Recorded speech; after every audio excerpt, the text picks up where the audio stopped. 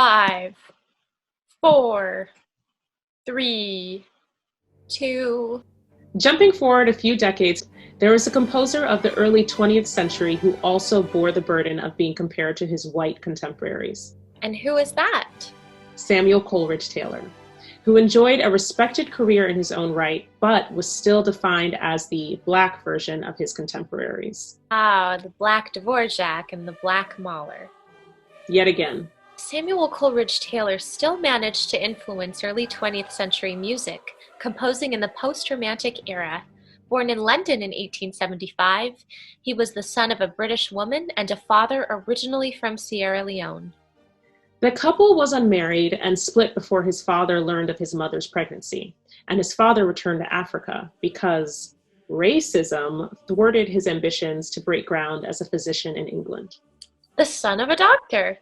Yet, Coleridge-Taylor was raised by his mother and extended family in Croydon, Surrey. Thankfully, his supportive grandfather encouraged him to pursue music at a very young age.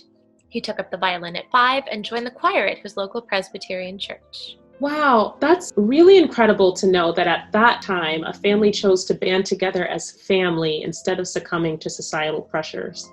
Raising an illegitimate child of mixed race back then must have been quite the scandal. Oh, most definitely. Yet, as his talents were noted and cultivated, he was accepted into the Royal College of Music on full scholarship at the tender age of 15. Mentored by esteemed professor and founder Charles Villiers Stanford, he blossomed. Shortly following his graduation, Coleridge-Taylor entered the classical music scene to share his affinity for symphonic music.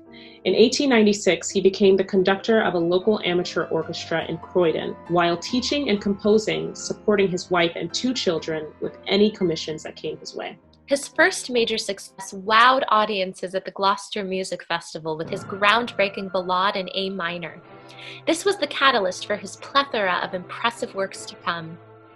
His compositional style drew influence from composers like Dvorak, Grieg, and Tchaikovsky, yet he created an even richer tapestry, fusing African musical themes with the European composing techniques he'd already mastered. A true pioneer in melding distinctive musical styles, this made for a lively, fresh, and spontaneous structure that gave his music a signature edge. Between 1898 and 1900, the composer produced his most illustrious work, an epic cantata trilogy, the Song of Hiawatha. This masterpiece was inspired by the poetry of Henry Wadsworth Longfellow. Circumventing extreme racial limitations, it seemed as though Coleridge-Taylor had achieved the impossible. The first installment of this work, Hiawatha's Wedding Feast, scored him the extraordinary opportunity to tour the United States not only once, but 3 times. Coleridge-Taylor was also instrumental in the Pan-African Conference of 1900 in London, which lobbied for governments to abolish racial discrimination. He connected with W.E.B. Du Bois, who became a valuable colleague, influencing not only his compositional works, but also his general approach to life as a Black man.